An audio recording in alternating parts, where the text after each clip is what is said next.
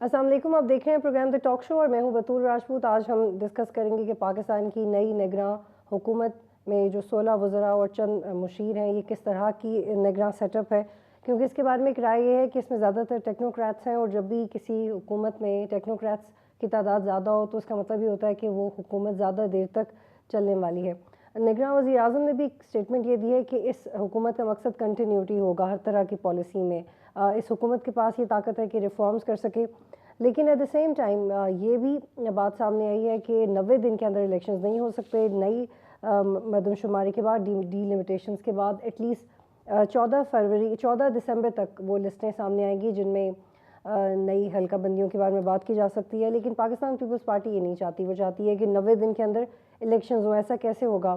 क्या इन तमाम हालात को असरअंदाज कर सकेंगे नवाज शरीफ की वापसी को? और ये एक पहले कन्फ्यूजन थी, लेकिन अब इसमें आहिस्ता आहिस्ता क्लैरिटी मिल रही है कि वाकई अब इलेक्शंस 90 दिन के अंदर नहीं हो रहे। ऑफिशियली पाकिस्तान में इलेक्शंस डिलेड हैं। इस हवाले से मुफस्सिल बात करने के लिए मेरे साथ कैसर अहमद शेख साहब मौजूद हैं। पाकिस्तान मुस्लिम लीग नून से इनका ताल्लुक है। नवाबजादा इफ्तिखार साहब मुझे ज्वाइन कर रहे हैं पाकिस्तान पीपल्स पार्टी से, और सरवर भाई साहब मुझे ज्वाइन कर रहे हैं इलेक्शन एक्सपर्ट। नवाबजादा साहब, आप बताइएगा, ऑफिशियली पाकिस्तान में 90 दिन के अंदर इलेक्शंस नहीं हो सकते, लेकिन आपकी पार्टी ने एक नया स्टांस लिया है। लेकिन इससे इससे पहले ये बताइएगा कि जो नया निगरान सेटअप आया, आपकी इसके बारे में क्या राय है? एक राय है कि गैर मारूफ काबीना आई है, लेकिन एटलीस्ट वो काम करने वाले लोग हैं, वो रिफॉर्म्स कर सकते हैं, वो लॉन्ग टर्म मेजर्स ले सकते हैं। शुक्रिया जी। पहली तो बात यह है कि ये लोग जो आए हैं इन्होंने इलेक्शंस की निगरानी करनी है। फ्री एंड फेयर इलेक्शंस की हमें तवक्को है कि ये फ्री एंड फेयर इलेक्शंस कराएंगे और तमाम पार्टीज को लेवल प्लेइंग फील्ड मिलेगा। और जहां तक बात है कि 90 दिन के इलेक्शंस की, तो आप ये देखें कि जो सीसीआई में जब ये मामला गया था तो वहां पर हमें तासुर ये दिया गया था कि एक तो सूबों की ना सीटें कम होनी है ना बढ़नी है, नंबर एक। नंबर दो, ये बताया गया था कि बेशतर हमारे हल्के जो हैं, जो क्राइटेरिया है आबादी का वो उसके मुताबिक हैं, और कुछ हल्कों में जो परसेंटेज है जो रखी गई है वहां पर डिलिमिटेशंस जो हैं वो होंगी। तो उस पे हमारा जो हमने तासुर लिया वो यही था कि कम से कम टाइम में और ये 90 दिन के अंदर इलेक्शंस हो जाएंगे। तो उस वक्त हमने पीपल्स पार्टी ने इसकी अप्रूवल भी दी और हम साथ भी ठहरे। हमारा शुरू दिन से जो 2023 का सेंसस था 22-23, इस पे हमें इतराज़ात थे और हमने वक्तन फवक्तन इस पर आवाज भी उठाई, और आपने देखा कि फिर 2-3 दफा इसे एक्सटेंड भी किया गया। हमारे कुत्ता दूर भी हुए, मगर फिर भी काफी सारा हमें इस पर इतराज़ात थे। सीएम सिंध ने भी इसके ऊपर पीएम को लेटर लिखा। तो बहरहाल सीसीआई कमेटी में जब ये बात आई तो जो तासुर हमें दिया गया तो उसके तहत तो फिर हमने इसे एक्सेप्ट किया। और आर्टिकल 224 जो है वो बड़ा क्लियर कहता है कि अगर असेंबली म्याद से, जिस तरह 3 दिन पहले तोड़ी गई है, तो 90 दिन के अंदर इलेक्शंस लाजमी होने चाहिए। मगर दूसरी तरफ अगर आप सेक्शन 17(2) देखें तो उसमें फिर एक और चीज सामने आ जाती है, और उसमें बड़ा वो क्लियर कहता है, the commission shall delimit consequences after every census is officially publish. अब वो वहां पर दूसरी बात आ जाती है, फिर 120 दिन के अंदर इलेक्शन कराना जो है, ये लिमिटेशंस का प्रोसेस मुकम्मल करना जरूरी है। तो ठीक अब है, मैं देखें कि नवाब साहब इलेक्शन मैं आपको यहाँ पे कमीशन किस। रोकूंगी। मैं आपको यहाँ पे रोकूंगी। अब ऑप्शंस क्या है, लेकिन मुझे ये पहले बताइएगा कि आप लोग ये पहले रीड क्यों नहीं कर सके कि किस तरह की तब्दीली होगी? आपकी तो बड़ी पुरानी जमहूरी जमात है, और हल्का बंदियों पे सिंध में जो आपका प्राइम सूबा है उसमें तो बहुत ज़्यादा बहस होती रही है। जमात इस्लामी के और एमकेएम के बहुत तहफ़्फ़ुज़ात रहे हैं। तो ऐसा कैसे हो गया कि आप लोग रीड नहीं कर सके सेंटर में कि अगर नई मरदमशुमारी आती है तो किस तरह की चेंजेस आएंगी, और आपने इतनी आसानी से इस हिकमत अमली को क्यों एक्सेप्ट कर लिया कि ठीक है छोटे पैमाने पे?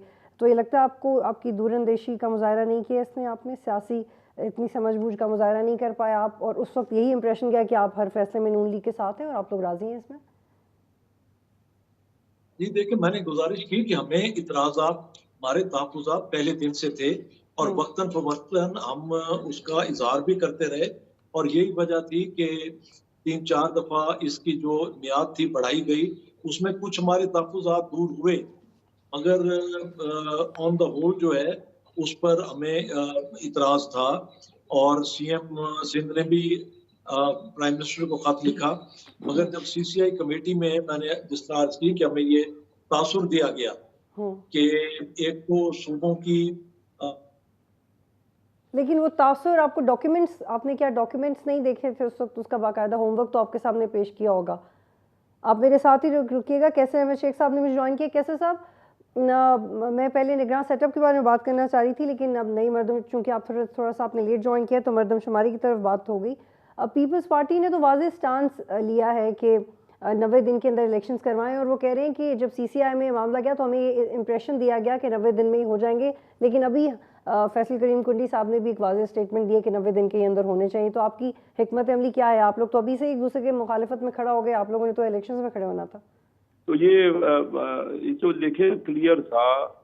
बार बार वज़ीर आज़म साहब ने भी कहा कि 90 दिन के अंदर इलेक्शन होंगे अगर कुछ दिन पहले टूट गई असेंबली। तो आइन भी इसमें क्लियर है। और अगर सीसीआई में कोई चीज है तो वो उसमें उससे ये साबित तो नहीं होता कि 90, क्योंकि अगर सूबों की जो कॉन्स्टिट्यूंसी हैं उनमें फर्क नहीं है तो फिर तो ज्यादा काम नहीं है। 90 दिन में आसानी से इलेक्शन कमीशन बड़ी दिनों से तैयारी कर रहा था, तो क्या वजह कि आखिर में उन्होंने कहा कि ये करेंगे 90 दिन के अंदर इलेक्शन होने चाहिए जी। अदरवाइज अदरवाइज कई कॉम्प्लिकेशन हो जाएंगी। ये कोई मामला जो है ना सिर्फ यहाँ तक नहीं रुकेगा, फिर तो कई और इतराजात हो जाएंगे, कई तो फिर तकलीफों का आगे जगह जाके ऐसा पे। लगता है कि आपका पीपल्स पार्टी का और पीटीआई का जो नारा है वो एक ही हो जाएगा कि इलेक्शंस करवाए। बिल्कुल सीधी बात है जी, इलेक्शन होने चाहिए। इलेक्शन लोग थोड़ी देते हैं आप। और मैं समझता हूँ कि वज़ीर आज़म साहब जो नए अभी हैं उन्होंने भी इंटरिम गवर्नमेंट के वो खुद उन्होंने कहा है कि 90 दिन के ऊपर हम नहीं रहेंगे। 90 दिन में इलेक्शन, 90 दिन के लिए ये बनी है इंटरिम गवर्नमेंट। ठीक है। कश्मीर सर बारी साहब, ये कंफ्यूजन क्यों पैदा हो गई है? नवाबजादा साहब ने ये उन्हें क्यों कहना पड़ा कि हमें इम्प्रेशन कुछ और गया था? क्या अब हलकों में चेंजेस आएंगी? ये कंफ्यूजन क्यों पैदा हुई है? देखिए, पहली बात तो ये है कि ये तो सवाल उनसे बनता है, लेकिन मैं समझता हूँ कि ये अच्छी बात है कि पाकिस्तान पीपल्स पार्टी और पीएमएलएन के रहनुमा जो इस वक्त टीवी पे आ रहे हैं आपके साथ, उनका नुक्ता नज़र एक ही है और वो चाहते हैं कि इलेक्शन 90 दिन में हो। और आइन में बहुत प्रिसाइजली लिखा हुआ है कि रेजोल्यूशन ऑफ द असम्बली के साथ ही 90 दिन की गिनती शुरू हो जाएगी। और वो 90 दिन जो हैं वो 12 दिसंबर से बहुत पहले पूरे हो रहे हैं। तो फिर 91 दिन पर केयर टेकर गवर्नमेंट की जो प्रेजेंस है वो इलेजिटिमेट हो जाएगी, वो उसकी कोई लेजिटिमेसी नहीं रहेगी। तो एक बात तो ये बहुत वाजे है। और और ये भी कोई कोई पार्टी भी ये नहीं चाहेगी कि उसके ऊपर ये धब्बा लगे कि उसने इंतखाबात में जो है रुकावट डाली है। 90 दिन की बजाय उन्होंने आगे ले जाने में उन्होंने उन्होंने कोई किरदार अदा किया है। लेकिन ये बात तो पूछने की बनती है कि आखिर सीसीआई में जब ये मर्दमशुमारी जो है उसके रिजल्ट्स को अप्रूव किया पीएमएलएन ने, पीपल्स पार्टी ने, तो पहले तो मेरा ख्याल है उनको चाहिए अवाम से माफ़ी भी मांगे कि उन्होंने एक गलती की है और सिर्फ अब 90 दिन की बात कर रहे हैं और सिर्फ 2 दिन असम्बली पहले डिज़ाल्व करके, बजाय ये कि 60 दिन में इंतखाबात करवाते ताकि ये सेंसस का मामला ही, जो डीलिमिटेशन का मामला सामने ना आता। तो मेरी मेरी नज़र में चले देर आए दुरुस्त आए, पीपल्स पार्टी और पीएमएलएन और पीटीआई, अब 3 बड़ी पार्टियां पाकिस्तान की जो हैं वो एक नुक्ते पे जो है मुत्तफिक है।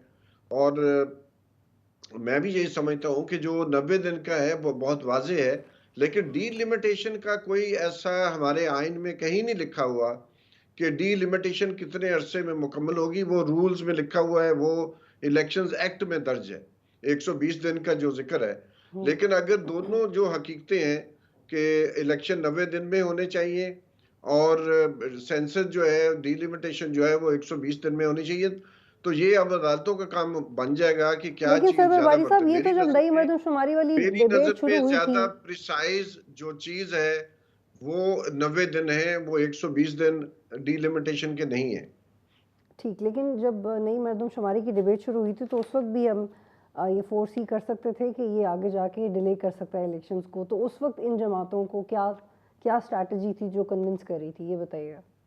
नहीं देखिए, ये जमातें बिल्कुल ये इस चीज़ की ज़िम्मेदार हैं कि उन्होंने इंतखाबात को में डिले करने में अपना किरदार अदा किया है। इससे वो भाग नहीं सकते। ये इल्ज़ाम उनके ऊपर तारीखी तौर पर लगा रहेगा कि उन्होंने वो तमाम हालात पैदा किए जिसकी वजह से आज हम ये बहस कर रहे हैं, आज ये कंट्रोवर्सी बढ़ ठीक है रही है। सर, और मुझे बारी साहब आप खुशी है काइंडली मेरे साथ कि रुकिएगा। शेख साहब ने ये कहा है कि ये जो चूंकि जो जो सेंसस है उसमें एक बड़ी स्ट्रेंज बात है कि तमाम सूबों की जो शेयर है इन पॉपुलेशन वो 2017 की निस्बत कोई फर्क नहीं है, और बहुत कम जिले हैं जहां पर पॉपुलेशन जो है वो उसका प्रोपोर्शन बाकी जो नेबरिंग जिले हैं उनसे फर्क पड़ा है, बहुत ही कम है। तो इसलिए मैं समझता हूँ कि ये तो बिल्कुल शेख साहब सही फरमा रहे हैं कि अगर डीलिमिटेशन करनी है तो आप उन डिस्ट्रिक्ट्स में जाके कर लें, और उसके लिए ना आपको कोई आईनी तरमीम की जरूरत पड़ेगी,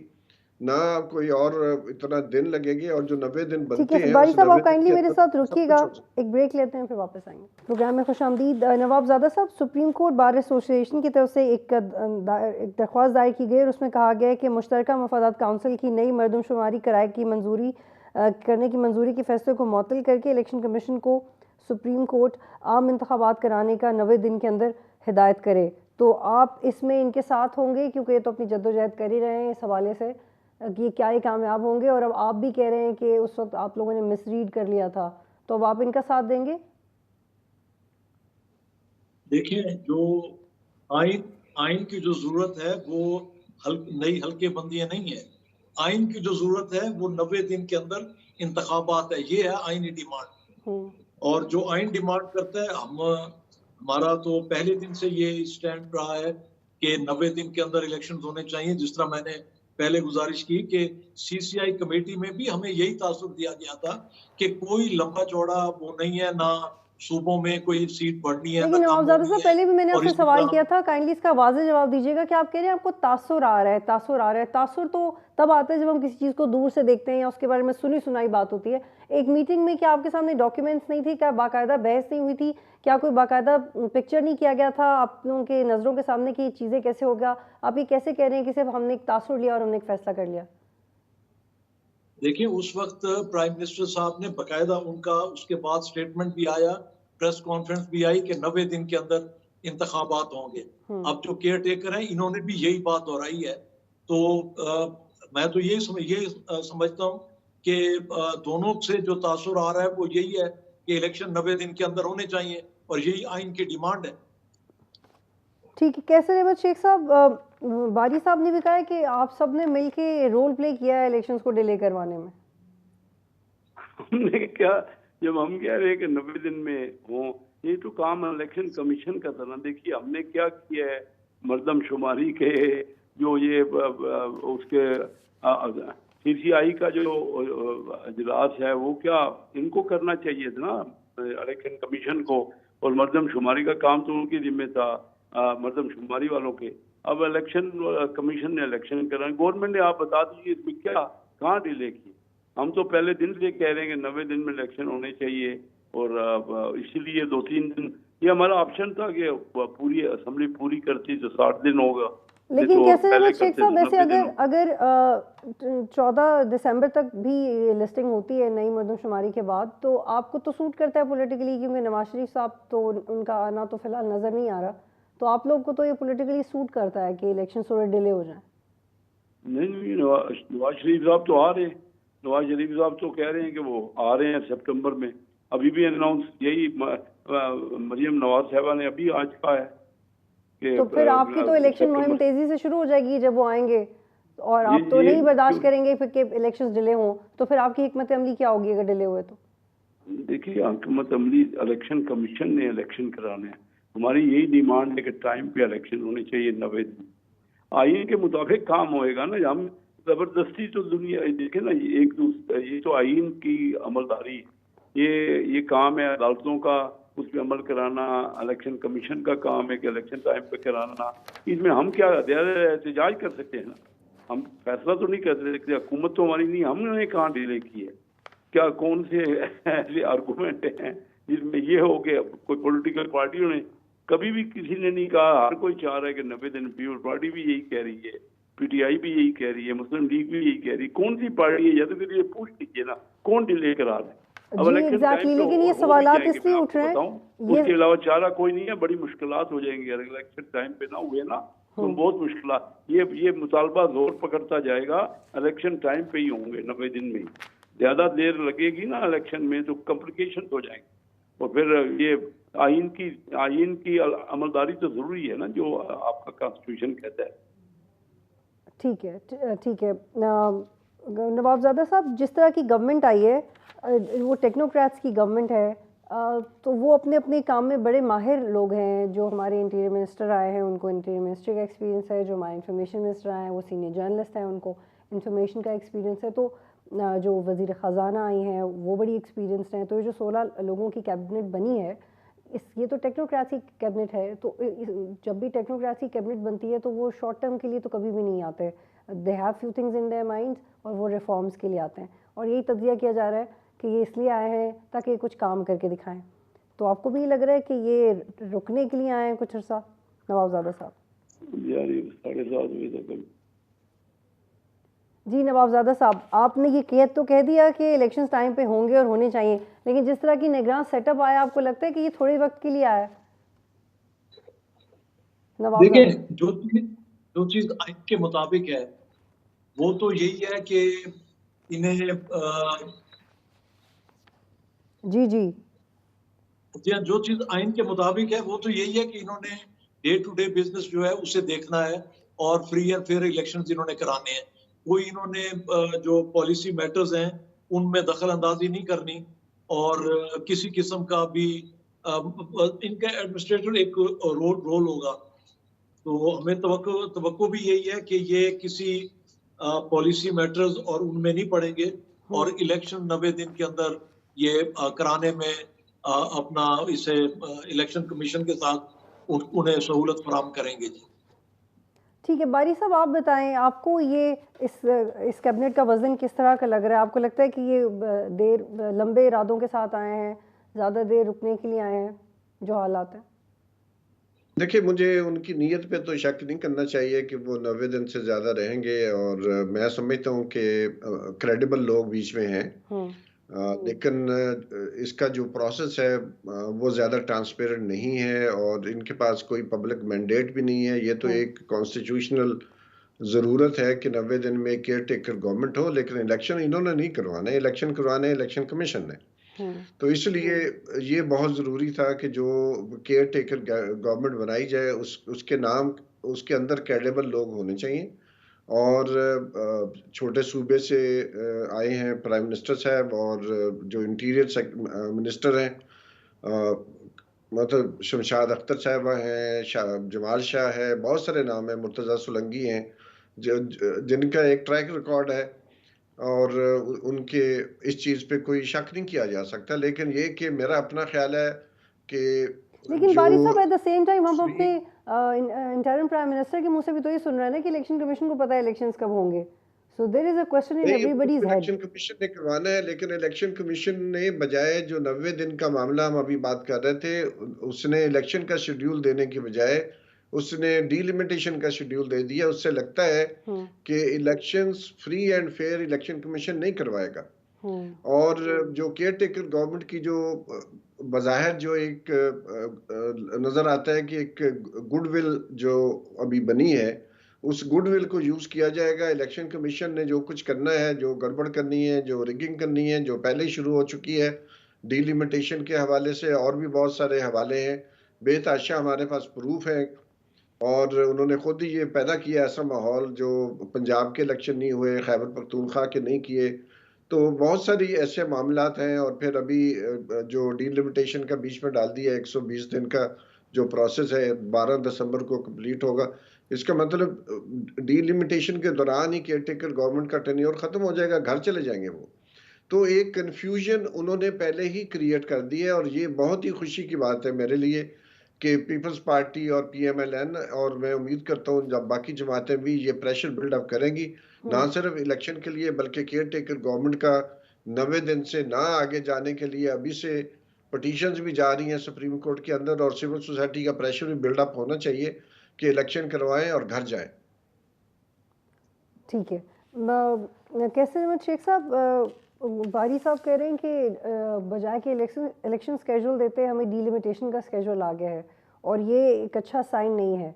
तो आप लोगों ने अब सोचना शुरू कर दिया है कि या आप लोग कुछ देर इंतज़ार करेंगे या नवाज शरीफ के आने का इंतज़ार करेंगे और फिर आप लोग उमर अता बंदयाल की रिटायरमेंट का इंतज़ार करेंगे? एग्जैक्टली क्या करेंगे? नहीं, इसमें किसी के कोई हमारा डिस्क्रिप्शन नहीं है। आईन बड़ा क्लियर है। अगर हम लोग सब सारा मुल्क जो है मुल्क सबका है ना, तो एक पॉलिटिकल पार्टी ये तो नहीं हमें क्या सूट करता है, किसी को क्या सूट करता है। बात तो ये है कि हम सबको मुल्क चला आपके लिए आईन पे अमल करना है, और इसमें इंतजार क्या करना है। सीधी सीधी बात है कि 90 दिन में इलेक्शन होने और इलेक्शन कमीशन को अपना इंतजाम मुकम्मल, इतने अरसे से तो कह रहे हैं 5 साल उनके पास थे। ये अब बात करना कि अभी ये मरदमशुमारी है और जो है हमने हल्का बंदी करनी है, तो पहले इलेक्शन कमीशन को 5 साल पौने 5 साल करना चाहिए था ना उसको। तो इसलिए ये तो कोई जवाब ही नहीं है, और ना ही मैं समझता हूँ कोई एक्सेप्ट करेगा इस बात को। इलेक्शन टाइम पे ही होगा तो हम क्या करेंगे। हमने तो लेकिन तब गवर्नमेंट तो आपकी थी ना, रिफॉर्म्स तो आपने लेने थे। हमने क्या, आप बता दें हमने क्या लेने थे जो नहीं लिया। हमने क्या इलेक्शन कमीशन को हमने क्या कहना था। इलेक्शन कमीशन तो इंडिपेंडेंट होता है। हमने क्या करना है, गवर्नमेंट ने क्या किया है, कौन सी गलती की है जिसकी वजह से इलेक्शन लेट हो रहे हैं।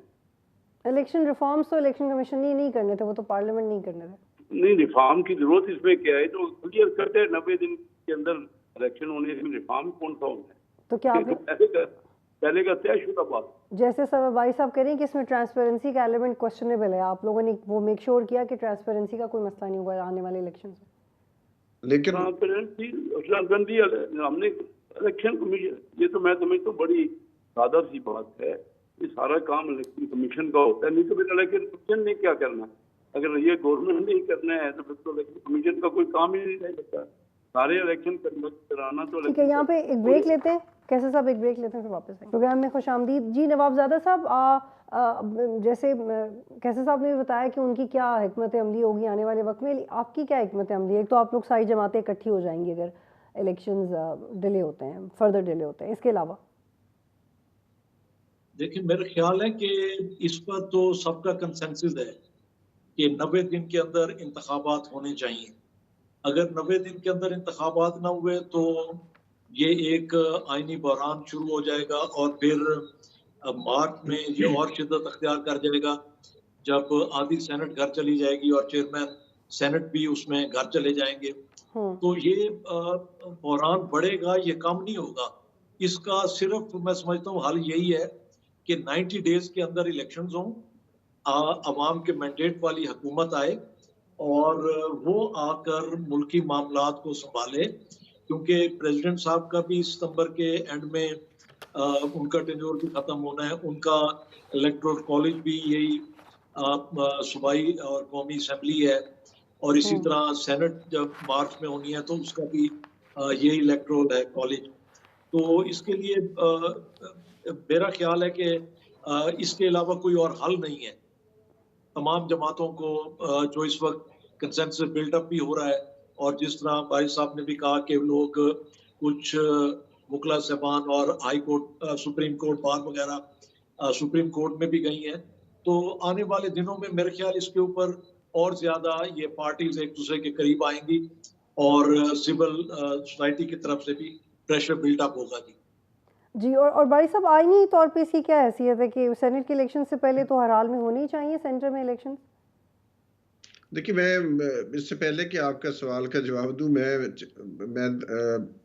एक तजवीज़ देना चाहता हूं दोनों दोस्तों को कि तमाम सियासी पार्टियां मिलकर एक रेजोल्यूशन पास करें कि इलेक्शन का शेड्यूल इलेक्शन कमीशन फौरी तौर पर अनाउंस करें, क्योंकि इसके बगैर तो नहीं होगा। टीवी चैनल पे आके हमारे दोस्त कह रहे हैं, बहुत ही अच्छी बात है, मुझे बड़ी खुशी हुई है कि ये एक डिमांड कर रहे हैं और भरपूर तरीके से बात कर रहे हैं।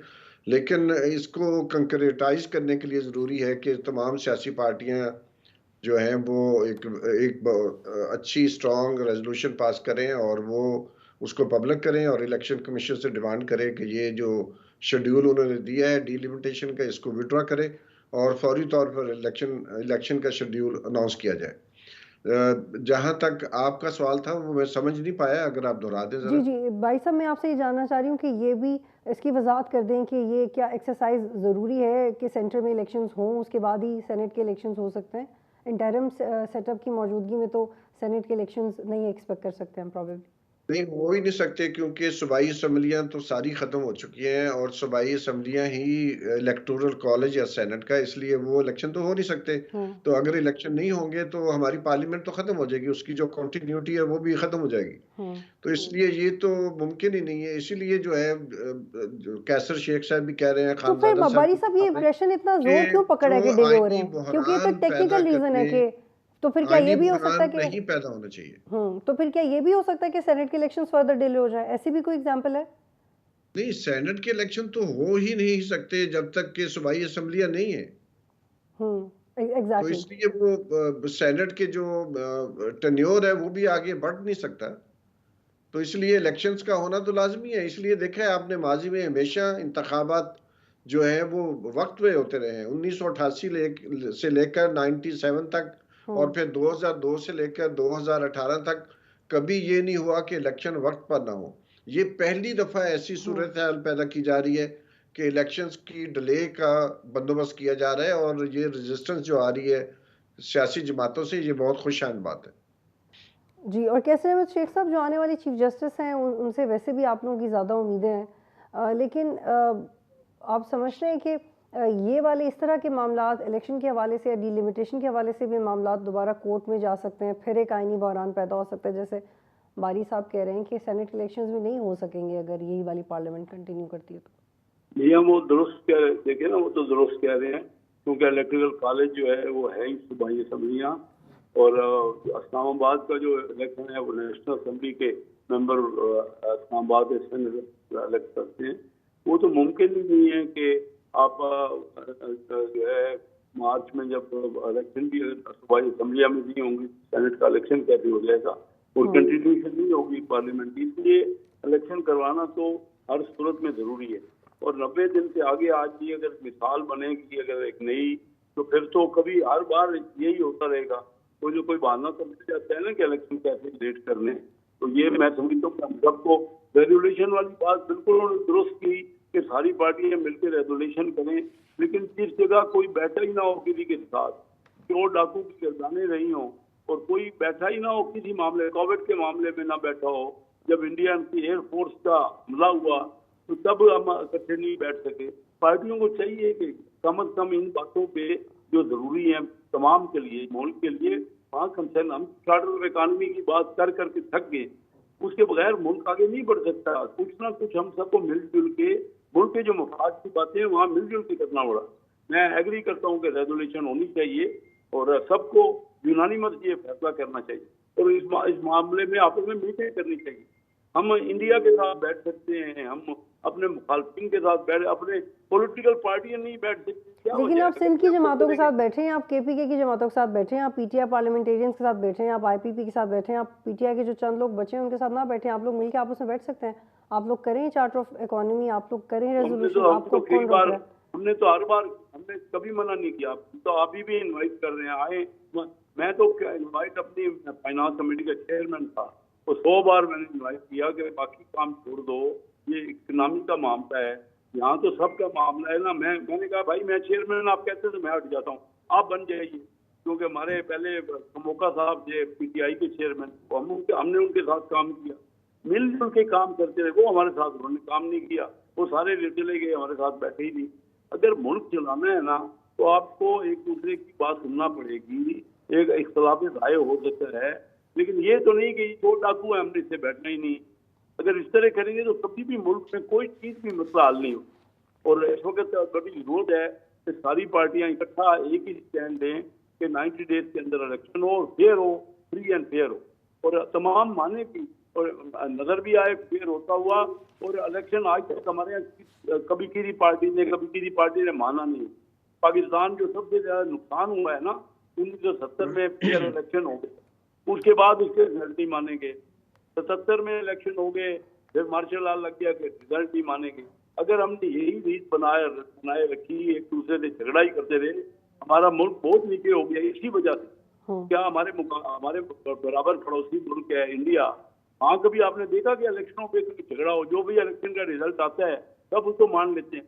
हमारे यहाँ तो जो अगर कोर्ट किसी के फेवर में फैसला देगी तो वो कोर्ट का फैसला ठीक होगा, और अगर उसके खिलाफ होगा तो कोर्टों को हम ठीक है। नवाबजादा साहब, आसिफ अली जरदारी साहब ने तो अपने एक प्रेस कॉन्फ्रेंस में भी कहा कि हमने ईरान गैस पाइपलाइन पे काम किया, हम चार्टर ऑफ इकोनॉमी पे भी बात करते हैं, उसको प्रपोज करते हैं। उन्होंने चेयरमैन पीटीआई को भी अप्रोच किया डायरेक्टली, लेकिन ये रेजोल्यूशन वाली बात में तो बड़ा वजन है। आप लोग प्रेशराइज करेंगे या थोड़ा सा इंतज़ार करेंगे इलेक्शन कमीशन को प्रेशराइज करने के लिए?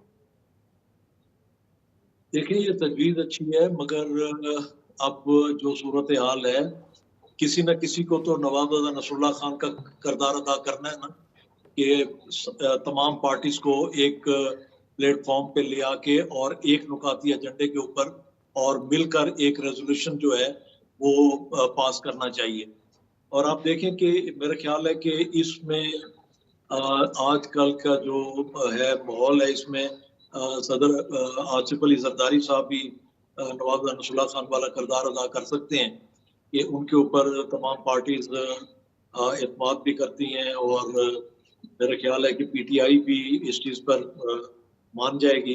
और जो लास्ट स्पीच थी असेंबली के अंदर चेयरमैन बिलावल साहब की, उसमें उन्होंने दोनों चीज़ों की ऑफर की, चार्टर ऑफ डेमोक्रेसी की भी, कि आए नए सिरे से बैठकर तमाम स्टेक होल्डर्स जो हैं वो बैठ के इसके ऊपर करें, और चार्टर ऑफ इकोनॉमी पे भी। ठीक है, बहुत तो शुक्रिया ये तीनों मेहमानों का प्रोग्राम देखने के लिए।